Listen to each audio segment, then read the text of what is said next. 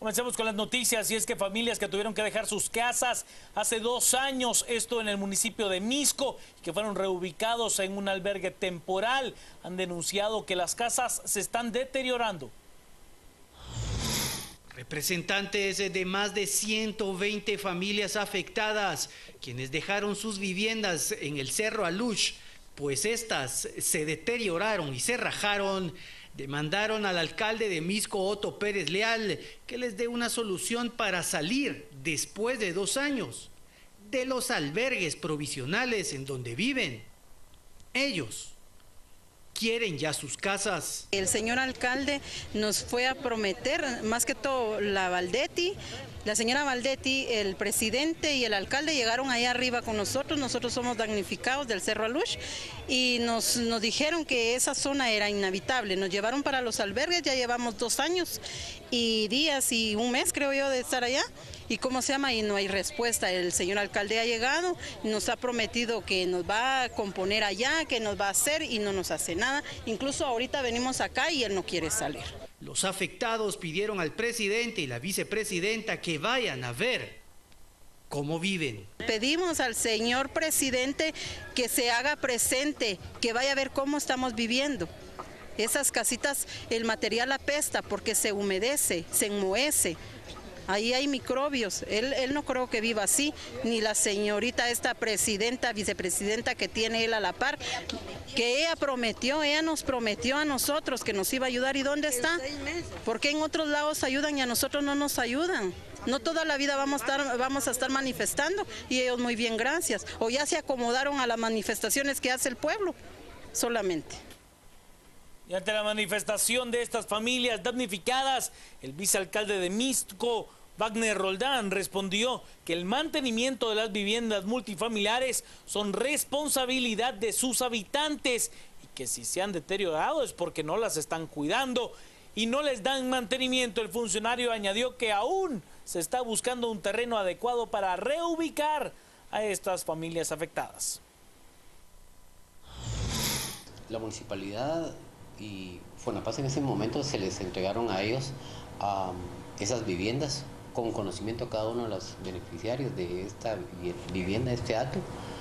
Y ya era responsabilidad de los vecinos el cuidarlas y darles el seguimiento, ¿verdad? Porque, como usted sabrá, se convierte como un área privada de cada uno de los beneficiarios, donde la municipalidad sí ha reparado las viviendas, pero yo pienso que el seguimiento y el mantenimiento a cada una de las viviendas corre por cuenta de cada uno de los vecinos, ¿verdad? Porque ya es un tema que el que no cuiden, el que ellos generen ciertas malas condiciones en el área, también es responsabilidad de la colonia como tal hacerlo, ¿verdad?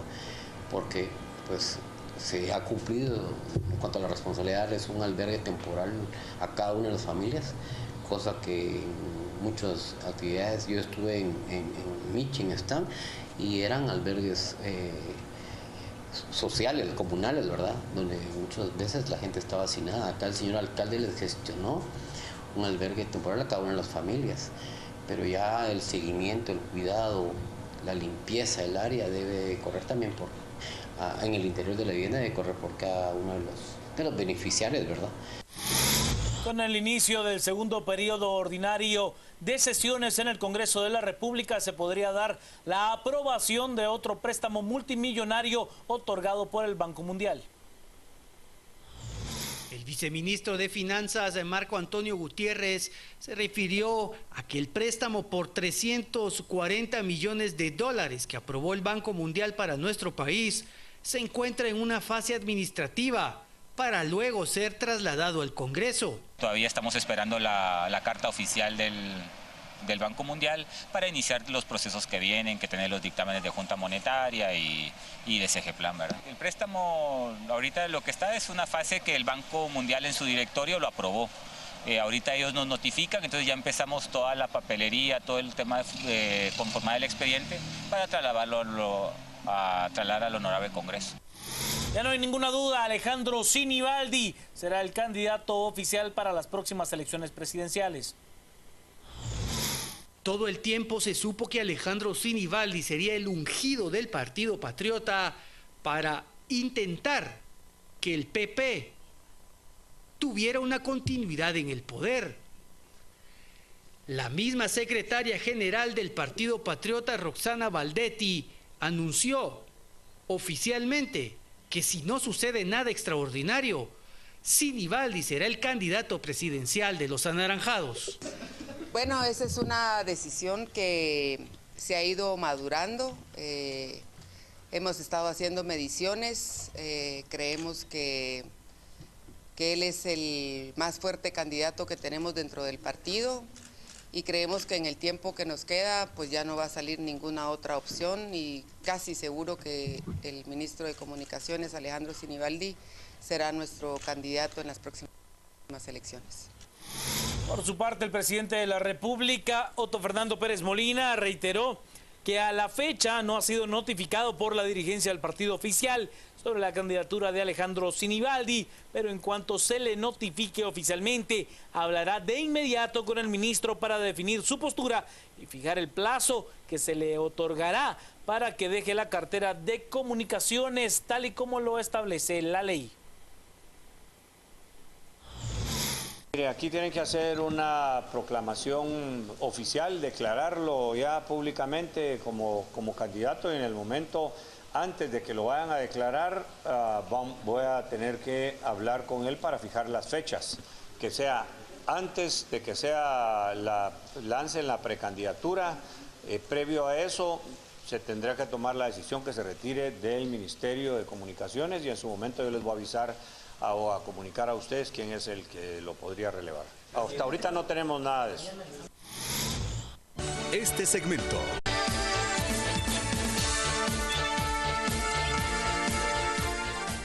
Vamos con las noticias. ¿Sabe usted, según el diputado Amílcar Pop de la Comisión de Probidad del Congreso de la República, hay hacinamiento de papelería en el Ministerio Público? Algunos de los casos más importantes están metidos tan solo en cajas tiradas en el piso.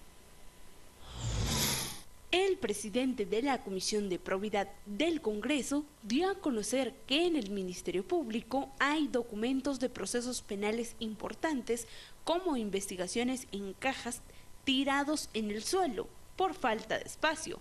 Los papeles están en cajas en fiscalías como la de lavado de dinero y otros activos y en la de extinción de dominio. El diputado presentó fotos. Y por lo tanto, también la señora fiscal nos mencionaba, obviamente, la imposibilidad de responder a tanta demanda sin la adecuada asignación de recursos. Quizás fue uno de los temas que de manera contundente la señora fiscal nos mencionaba. El legislador añadió que uno de los motivos de estas carencias que se viven en el Ministerio Público es por la falta de presupuesto que tiene asignado la entidad. He de contarle que ante esto, pues el Ministerio Público admite que tiene deficiencias de espacio, pero no solo en las fiscalías que llevan casos de lavado de dinero y extinción de dominio, esto porque no estaban en la planificación espacial del edificio. Canal Antigua tuvo acceso a las fiscalías y logró establecer el reacomodo de las oficinas. En esta se pretende acomodar todos los documentos para que no sigan en cajas de cartón tiradas en el piso. No, pues estamos haciendo un recorrido en los diferentes niveles de las fiscalías y hemos encontrado algún tipo de hacinamiento, no solo del recurso humano, sino también del tema de los archivos, del tema, digamos, de algunas deficiencias o de alguna falta de insumos que se ponen, digamos, un poco más complicados en la Fiscalía de Lavado de Dinero y Extinción de Dominio. El tema aquí es un tema presupuestario y un tema financiero. Por un lado, usted tiene espacio financiero, pero no tiene los recursos, ¿sí? O a la inversa, ¿verdad? Entonces creo que aquí ahorita hay un problema de más o menos 222 millones de quetzales que el Ministerio de Finanzas no ha trasladado al Ministerio Público. Esto le impide a usted el poder desarrollar o el poder hacer un plan de desarrollo de infraestructura. Eso estamos hablando solo del presupuesto normal del 2014, pero si usted me dice...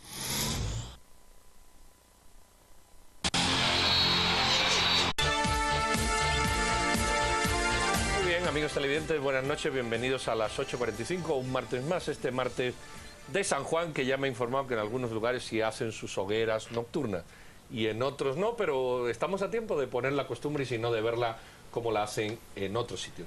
Vamos a abordar el primer tema para que ustedes puedan también debatirlo, discutirlo y tengan algunos elementos de reflexión. Como ustedes saben, el Tribunal Supremo Electoral emitió hace unos días un acuerdo, el 117, por el que daba a los partidos políticos un plazo que termina el 3 de julio para que retiraran lo que consideraba campaña anticipada, que no proselitismo, que también vamos a ver la diferencia que hace. Para hablar de ello, dos políticos, cada uno de un partido, que entienden del tema y de alguna manera pues nos van a ilustrar sobre ello.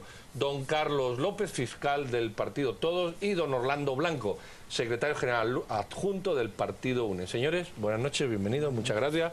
Y nuestra compañera Claudia Méndez, que hoy Pedro, ¿cómo estás? Nos acompaña. Muy bien, pues para ti la primera. Ah, bueno, muchas gracias. Eso de las minorías de género. Pues bueno, me llama mucho la atención cómo ha hecho su introducción Pedro, y es empezar por hacer la diferencia que es clave para entender este artículo.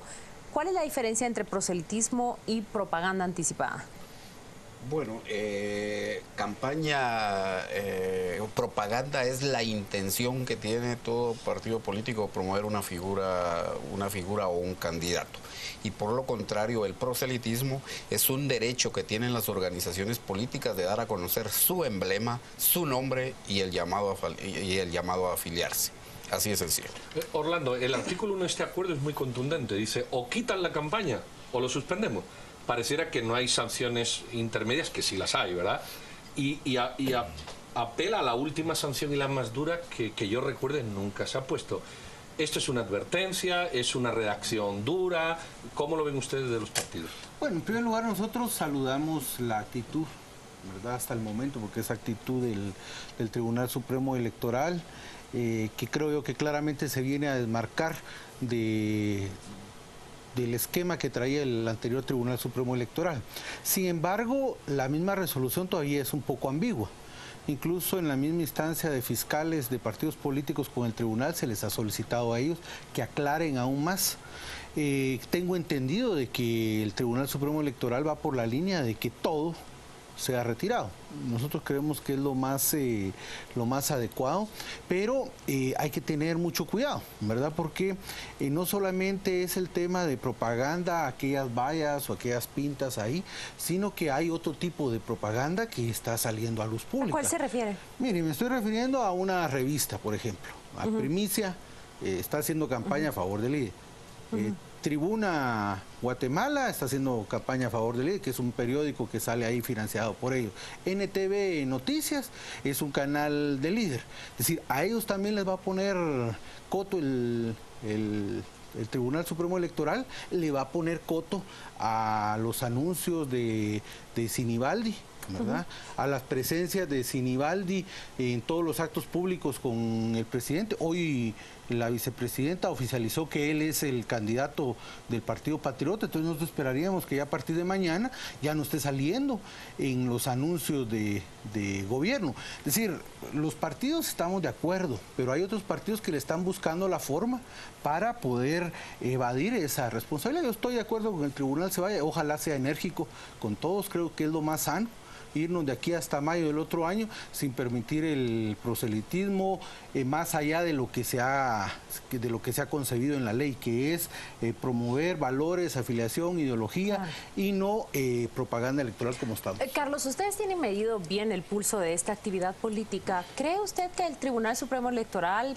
va a sentarse a estudiar, por ejemplo, los casos que menciona Orlando? Estudiar qué es esta revista, qué es este periódico y qué es este noticiero que se vincula directamente con el partido de oposición líder. ¿Cree usted que también ese Tribunal Supremo Electoral va a llamar la atención, por ejemplo, para que el ministro de Comunicaciones, Alejandro Sinibaldi, no participe más en las promociones presidenciales? Yo diría, debe hacerlo. ¿Y va a hacerlo? No se puede sancionar ni prohibirle este tipo de actividades solo a los partidos políticos. Debe hacerlo a funcionarios en particular y al mismo gobierno que hoy vemos y oímos que prácticamente se mantienen en campaña permanente, y lo peor, con recursos del mismo guatemalteco.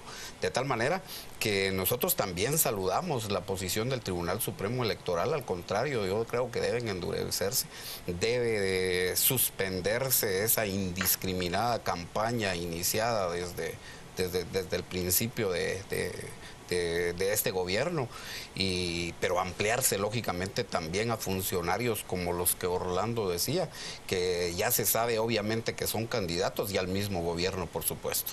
Ustedes han puesto dos ejemplos claros. Uno es la campaña del señor Sinibaldi, que aunque todavía no ha sido declarado, se espera que cuando lo sea, por lo menos sí que corte, ¿verdad?, la relación, la presencia, y los medios del líder que Orlando Blanco ponía sobre la mesa. ¿Ustedes apoyarían, o mejor dicho, en qué condiciones verían ustedes factible una suspensión de un partido político, que creo que es una sanción, bueno, es la máxima sanción, digamos que es extrema en el sentido de que está al extremo de lo máximo que puede poner? ¿Ustedes verían factible eso, o en qué condiciones lo apoyarían como partidos políticos? El problema que hay acá es la jurisdicción del amparo, ¿verdad? Porque toda acción del Tribunal Supremo Electoral puede ser sujeta de amparo. Entonces, quisiéramos un Tribunal Supremo Electoral, y ojalá Corte Suprema de Justicia, ojalá Corte de Constitucionalidad acuerpe al Tribunal Supremo Electoral, porque aunque son instancias a las que se puede acudir, deberían de ir en la misma sintonía. Yo creo que eso sería muy sano, independientemente de que haya el derecho de la figura del amparo. Nosotros creemos de que es importante, y ojalá que el Tribunal Supremo lo haga. A nosotros nos aplicaron 6 multas, ya las cancelamos, ya retiramos alrededor del 90% de las vallas, estamos retirando las vallas que están, pero también está sucediendo un fenómeno a la par de esto. ¿Qué sucede? Que a la par de esto estamos también llegando al tema de la campaña negra. Y nosotros hemos retirado 160 vallas a nivel nacional con campaña negra en contra de la UNE y de nuestra candidata. Y todas estas vallas aparecen donde habían vallas de líder, tema de casualidad, ¿verdad? Pero creemos de que también el tema de la campaña negra debería de ser sancionado directamente por el Tribunal Supremo Electoral. Se debería de meter a poner orden ahí.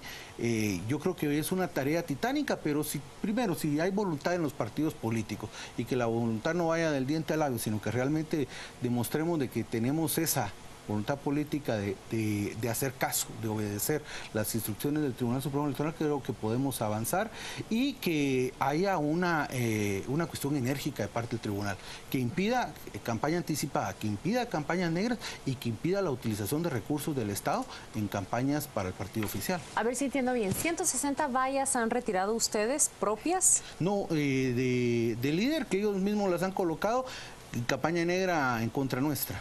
¿Y campañas propias que promuevan a Sandra Torres? Hemos quitado alrededor de 600, 700 vallas que ya están quitadas, todavía nos falta un 10%. Tenemos dificultad en el tema de las pintas, que eso es mucho más complicado, pero ya las con piedras pintadas que uno puede ver en su camino hacia el interior del país. Sí, nosotros no hicimos mucho de ese trabajo, hay unas incluso de campañas anteriores, pero creemos de que hay que hacer el esfuerzo, y lo vamos a hacer. Carlos, ha habido mucha discusión sobre la voluntad o no de los partidos políticos de reforzar lo que la anterior presidenta del Tribunal Supremo Electoral decía, el colmillo o el diente. Es decir, pasamos de multas llevaderas, $100, $200, digamos, multas muy superficiales, a la suspensión, como que no hay en medio. ¿Por qué no se hace un esfuerzo por parte de todas las bancadas por crear un espacio de sanciones, vamos a decir, que duelan, ¿verdad? Que tengan la garra que deben de tener y no se tenga que llegar o a la suspensión o pagar $100, que son dos casos extremos. ¿Por qué los partidos políticos en eso no? Yo creo que en este caso las actitudes tienen que ser directamente proporcionales. Ante una campaña indiscriminada y demasiado adelantada, yo creo que se tienen que tomar sanciones también bastante fuertes. Está totalmente demostrado en los procesos anteriores que con una irrisoria multa de $125 por cada sanción, que además se impugnan y el historial mismo nos demuestra que ninguna organización política la ha pagado, pues lógicamente yo creo que la actitud que hoy está tomando este Tribunal Supremo Electoral es de aplaudirla y es de apoyarla. Creo que nosotros mismos en el Congreso de la República, cuando planteamos las reformas a la ley electoral y de partidos políticos, cabalmente estábamos desarrollando un capítulo que de alguna manera se relacionara con las faltas y los delitos electorales, y con ello otorgarle al Tribunal Supremo Electoral los elementos pecuniarios y sancionatorios bastante duros que permitieran de alguna manera evitar este tipo de campañas.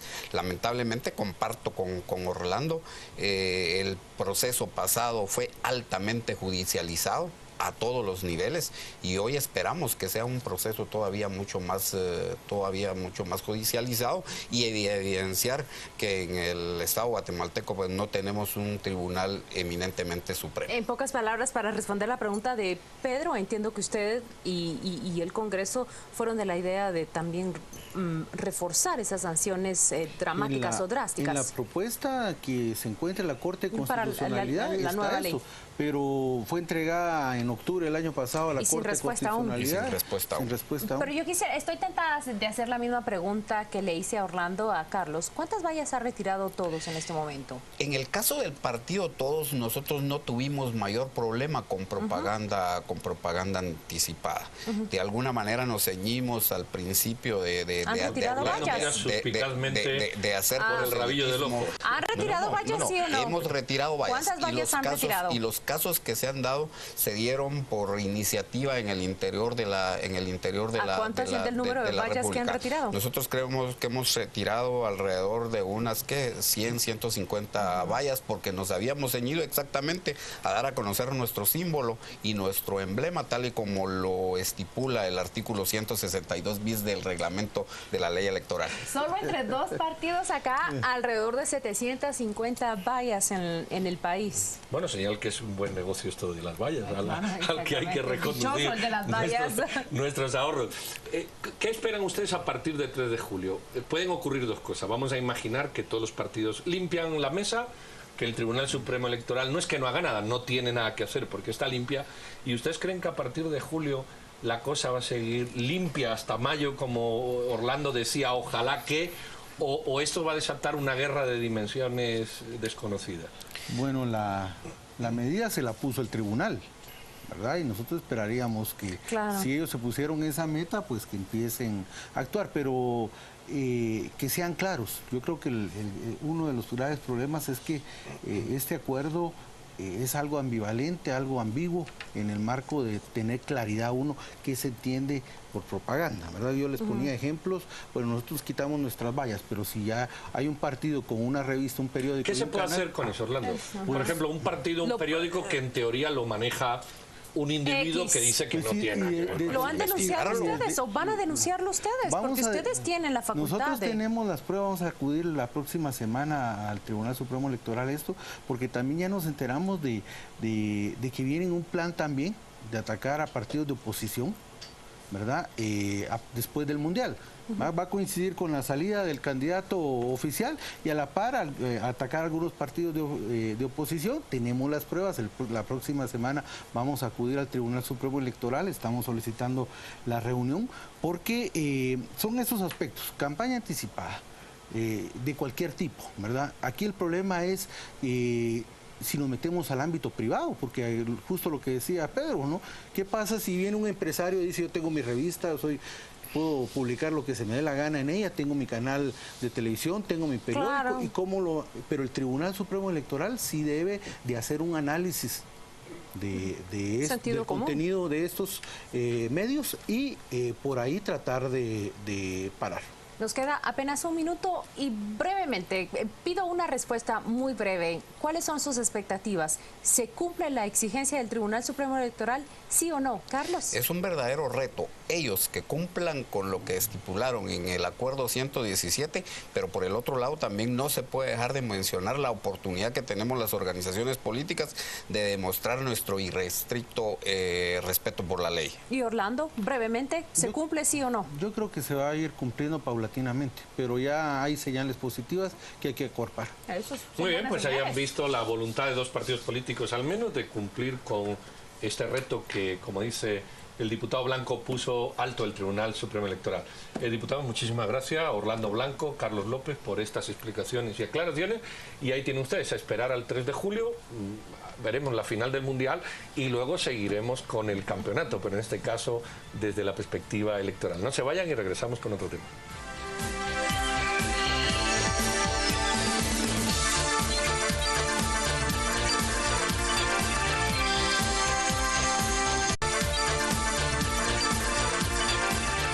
¿Cómo prevenir el delito juvenil? Ese es el título o la condensación de un informe que ha presentado el CIEN hoy en relación con la temática de la delincuencia juvenil que tanto preocupa al país, no solo a la seguridad, sino a grupos de sociólogos o al propio Consejo Nacional de la Juventud, que ve en esta masa de ciudadanos chapines, que son la mayoría, es decir, los jóvenes, cómo hay un alto índice de delincuencia o sufren de esta inseguridad y de esta delincuencia.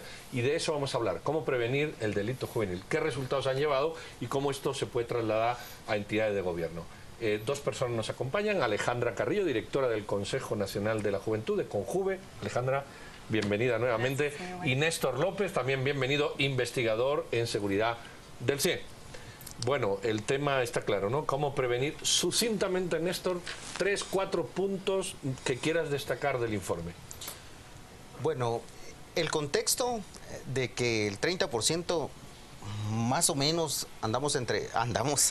están entre la edad de 18 y 35 años y la mayor afectación homicida, básicamente, que es uno de los indicadores que evaluamos, se concentra en este sector.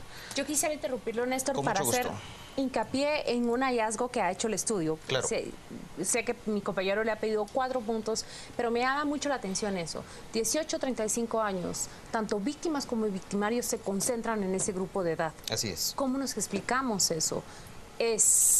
¿Podría hacerse en premisas tan simples porque matan porque son jóvenes y son víctimas porque son jóvenes, o porque son jóvenes son víctimas y viceversa? Bueno, tenemos pocos estudios al respecto en el tema de causalidades a nivel local, pero a nivel regional se destacan algunos factores de riesgo, o sea, los comunes denominadores de estas afecciones.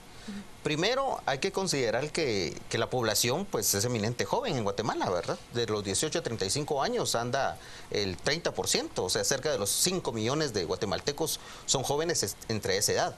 Pero si le sumamos los adolescentes que son menores de 18, por ejemplo, 13 y 18, le pasamos un poquito más arriba del 50% a nivel nacional de la población. Ese es un contexto, ya de por sí cualquier cosa que se dé se va a dar automáticamente en esa mayoría. Y lo otro es que también existen deficiencias de atenciones socioeconómicas y se está dando más en el tema de los jóvenes, por lo mismo. Entonces hay afectaciones como el tema del desempleo, como el tema de los embarazos prematuros, la responsabilidad de los jóvenes en atender responsabilidades de adultos, ¿verdad? A temprana edad. Entonces son algunas características que se dan y que son muy consistentes en este rango de grupo etario. Alejandra, ustedes trabajan como un eje transversal de muchas instituciones, ministerios, organizaciones. ¿Qué se puede hacer o cómo ustedes pueden absorber estos estudios y trasladarlo desde el gobierno? Sí, bueno, buenas noches. Como bien lo decía Néstor, Guatemala es un país eminentemente joven, en donde la mayoría de su población es joven y obviamente pues los jóvenes estamos involucrados en muchos de los procesos de la sociedad guatemalteca. Uno de ellos, lamentablemente, es el tema de la violencia, en donde los jóvenes son víctimas, pero también hay que reconocer que hay jóvenes que son victimarios. Y también hay que reconocer que Guatemala tiene dos realidades completamente distintas. Una de los departamentos en donde se concentra la violencia, que lamentablemente Guatemala, Escuintla, Petén son algunos de ellos, y otros departamentos en donde los índices de violencia son muy bajos, como Totonicapán, por ejemplo, en donde las necesidades, Sololá, donde los departamentos y los jóvenes son otras las necesidades que tienen. Nosotros desde el Gabinete Específico de Juventud, que es el primero y el único en Latinoamérica, lo que hacemos precisamente es eso, transversalizar la temática de juventud, pero lo más importante importante es apostar por una integralidad a la temática de jóvenes. No podemos ver el tema de prevención de violencia desde el tema, por ejemplo, netamente de policías y el Ministerio de Gobernación. Al contrario, por ejemplo, si hay 200.000 jóvenes anualmente que se gradúan de los institutos públicos y lamentablemente solo el 10% consigue un empleo digno, formal, con prestaciones, ¿qué es lo que pretendemos con los demás jóvenes que no tienen acceso a un empleo? Si 3 de cada 5 jóvenes en el Quiché desean migrar hacia la ciudad capital o hacia otro país porque no tienen oportunidades de desarrollo integral, ¿qué oportunidades le estamos ofreciendo a esos jóvenes?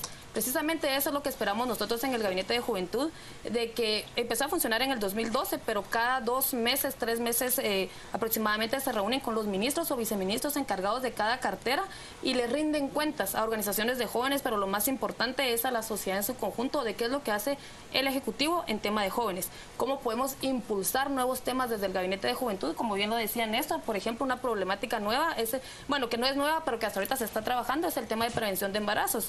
Hay muchas mujeres ahora que están involucradas en el narcotráfico, en el crimen organizado, pero son madres, son adolescentes y que regularmente vienen de un ciclo de pobreza y de exclusión.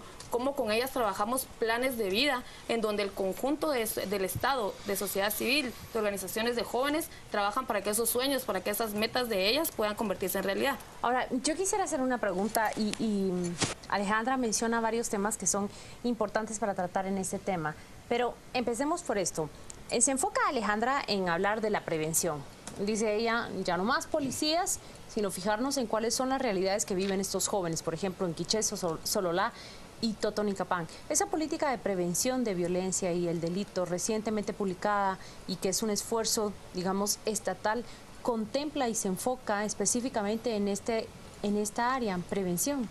Precisamente eso quería comentarle, de que al evaluar la política recién publicada por el tercer viceministerio, que atiende 3 dimensiones, el tema del delito, de la violencia, seguridad ciudadana y convivencia pacífica, gracias.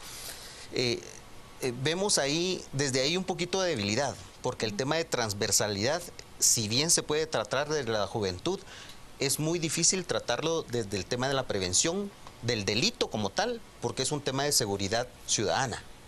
Entonces, la corresponsabilidad que habla la política respecto a utilizar a apoyarse con los gobiernos locales es muy difícil, porque la mayoría de acciones previstas, las 277 acciones de la política, son de corresponsabilidad de ministerios. Entonces, es bien complicado que un viceministerio realice una comisión, haga un plan de acción y le diga a los ministerios qué hacer. Es un poquito complicado porque no hay una flexibilidad. Recordemos que los ministerios trabajan más de manera un poquito vertical, ¿verdad? En cambio, los gobiernos municipales no. Ellos son más flexibles, deben de atender cosas más horizontales y más de inmediato qué hacer. Yo quisiera salirme de los datos, porque estos estudios tienen datos, cifras, números, lugares, eso está claro.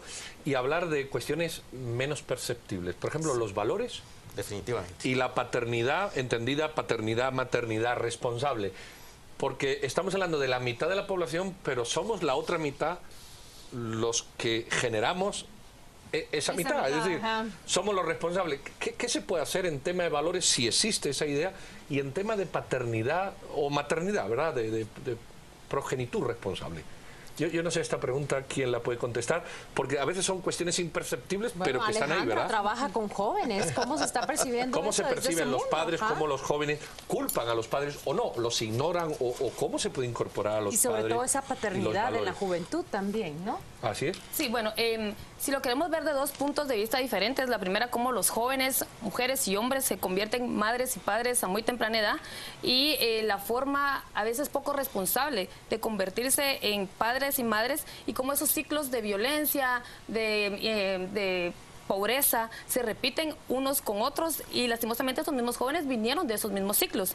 Pero también nosotros desde el Consejo Nacional de la Juventud y desde las organizaciones de jóvenes también le apostamos a que los jóvenes sean agentes de cambio, de que no necesariamente porque vinieron de un ciclo de violencia, de una familia disfuncional, en donde tenemos que aceptar ahora más que nunca de que muchas de las familias ya no están comprendidas por papá, mamá e hijos. Esa es la forma ideal en que deberían de estar las familias, pero no necesariamente sucede así. Hay muchas familias monoparentales en donde la mamá cumple muchas veces el papel de mamá y papá, y eso no quiere decir que sea una mala familia o que tenga resultados de malos hijos. Pero nosotros en el CONJUVE estamos trabajando por la responsabilidad individual de cada joven, que el joven sea responsable de sus decisiones, pero también como en el Estado, no solo hablemos del Ejecutivo, en su conjunto le garantiza a esos jóvenes mayores accesos, le garantiza a esos jóvenes que se puedan desarrollar de una forma integral como agentes de cambio, pero también como sujetos de derechos y obligaciones en una sociedad como la nuestra. Le apostamos a los jóvenes que, por ejemplo, que en el interior de la República, a esas jóvenes que son, lastimosamente, que sufren más discriminación, a las mujeres jóvenes que son de departamentos, que normalmente a los 13 años han abandonado los estudios, que lamentablemente tenemos una cobertura de educación del 89% a nivel primario y menos de la mitad a nivel básico. Entonces ahí no le estamos garantizando a los jóvenes entonces de que vengan y dejen de repetir esos ciclos en los que ellos fueron criados. Creo que el papel de los papás, de la familia cercana, a la familia, como bien lo plantea la Política Nacional de Prevención de Violencia, en donde la familia, y el mismo presidente lo ha dicho, es el núcleo fundamental para que primero prevengamos violencia, pero también sembremos desde la familia valores que estoy segura que las familias guatemaltecas las tienen y las podemos reproducir con los jóvenes. Pero la pregunta creo que genera esta respuesta de Alejandra es cuán receptiva es esa juventud a ese discurso, cuán convencidas están que verdaderamente esta es la vía de la solución para todos esos problemas, esta es la vía para llegar a esa convivencia pacífica de la cual habla la política. Néstor. Es que no es responsabilidad de la juventud. Es responsabilidad de los guías de valores y formadores de sociedad, que somos los adultos. Yo venía escuchando un programa hoy y me pareció algo interesante, que un cómico lo recién dijo, el asunto es querer a los hijos, pero quererlos con hechos. Y el quererlos con hechos es darles educación, no solo formal, educación con valores, respeto, plan de vida, desarrollo de atención general y obviamente tratar de darles todos sus condicionamientos de desarrollo básico, cubrirles sus necesidades básicas, por supuesto, porque no se puede hablar solo de una simple educación en valores, pues si se tiene hambre, si se pasa frío y si se tiene penas, ¿verdad? Entonces la responsabilidad pasa primordialmente por los padres y madres de familia, la sociedad, los maestros, los líderes comunitarios, y creo que hasta ese punto de personalidad no tiene responsabilidad el gobierno. Entonces, tenemos de alguna manera que asumir ese reto y esa corresponsabilidad ciudadana como individuos, y estoy completamente de acuerdo en y estimular la autodeterminación y la independencia de los jóvenes, pero no lo van a poder hacer por sí mismos si no tienen unos modelos, ¿verdad? Si uno tiene modelos de desarrollo social. Muy bien, pues hemos llegado al tiempo, pero ahí han visto ustedes dos mensajes que yo me quedo y repito y insisto, uno de Alejandra, el joven tiene que hacer responsable de su vida y agente de cambio. Y otro de Néstor que dice, eso es cierto, pero los adultos también tienen que asumir, o tenemos que asumir nuestra responsabilidad. Si pensamos que los demás no van a hacer las cosas en cualquier área de la vida, vamos equivocados. Pero en el tema personal, es decir, en la autorrealización de uno mismo, todavía vamos mucho más equivocados, como nuestros dos contertulios acertadamente, en mi opinión, aseguraban. Alejandra, muchísimas gracias. Un insumo más para seguir trabajando. Gracias. Y Néstor, también muchísimas gracias. Un insumo más para darle trabajo a los del gobierno. Pero bueno, de eso se trata. Doña Claudia, muchísimas gracias. Nos vamos a despedir. Gracias a ti, Pedro, por invitarme a acompañarte. Un placer. Aquí hemos debatido con ustedes, le hemos presentado dos temas y esperamos le hayan gustado. Sin más, nos despedimos. Nos vamos a deporte y les esperamos mañana a las 8:45 y el martes próximo un servidor y posiblemente doña Claudia también, con quien pueda estar. Feliz noche y a deportes. Los deportes son presentados por Burger King. Pide tu burger